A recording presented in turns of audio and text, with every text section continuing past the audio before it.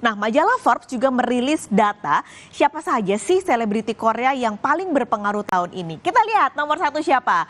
Chanam ya, buat para ARMY, boyband BTS masih menjadi nomor satu menurut versi majalah Forbes karena popularitasnya tidak bisa disangkal, tidak hanya di Korea tapi juga hingga skala internasional. Terbukti dari angka-angka yang terus dicetak oleh membernya, lalu juga yang terakhir adalah Suga yang baru saja konser. Bahkan Suga mendapatkan atau menjadi solois Korea yang berhasil mengumpulkan pendapatan kotor tertinggi. Angkanya 57 juta dolar atau jika dirupiahkan 875 miliar rupiah. Wow. Nah, posisi kedua adalah pesepak bola Son Heung-min yang punya popularitas sangat besar di Korea. Mungkin kalau Anda nanti ada suatu waktu pergi ke sana, banyak sekali iklan-iklan produk yang menggunakan wajahnya.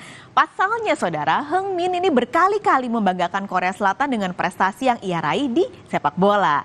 Ketiga, kembali ada Blackpink. Buat para Blinke ini, Blackpink dianggap berprestasi sebenarnya tidak hanya band, tapi per membernya juga punya tingkat popularitas yang merata, saudara. Keempat, ada aktor Korea Selatan Song Joong Ki yang baru saja mengumumkan kelahiran anaknya.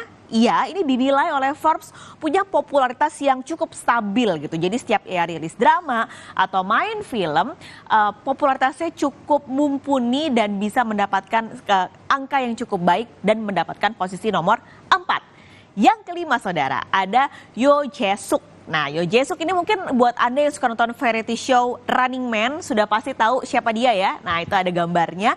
Dia adalah presenter dan pembawa acara Korea Selatan, dianggap popularitasnya tinggi karena selalu jadi top list karena punya kemampuan yang luar biasa dalam membawakan acara.